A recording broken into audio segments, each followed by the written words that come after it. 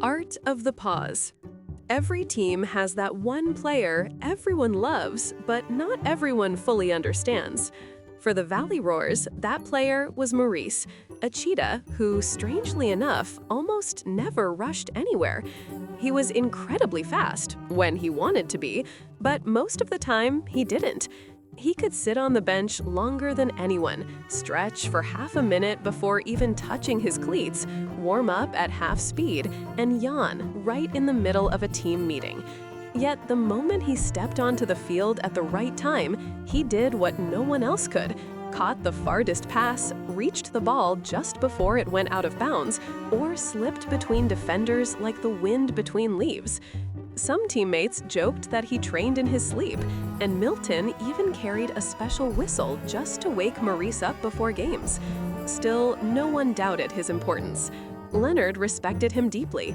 He understood that every player had their own rhythm and never tried to force Maurice to be like everyone else.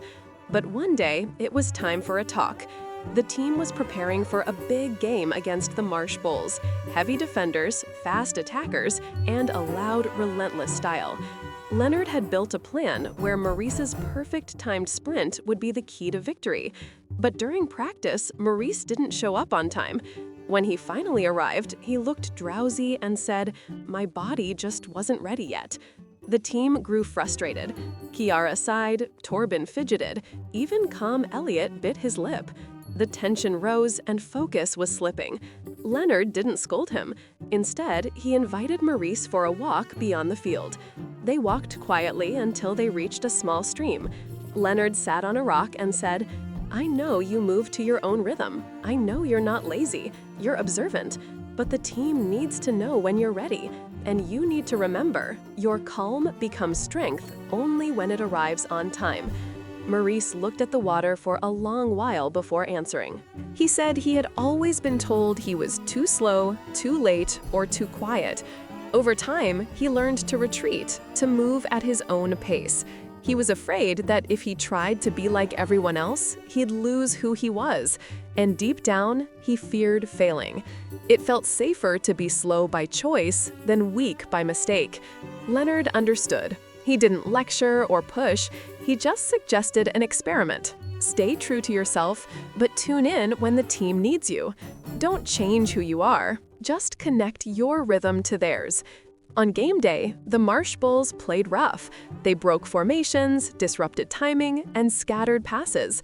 The Valley Roars struggled, and it seemed the match was slipping away. Then Maurice, who had been standing quietly at the edge of the field, stepped forward.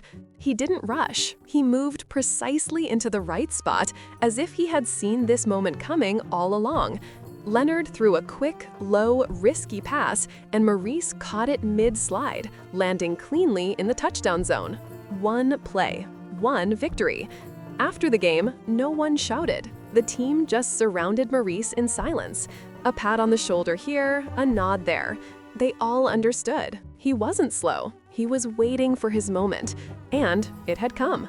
Moral of the story: everyone has their own rhythm. Being slow doesn't mean being weak. True strength is knowing when to move, when to wait, and when to act. The art of the pause is the art of hearing the perfect moment.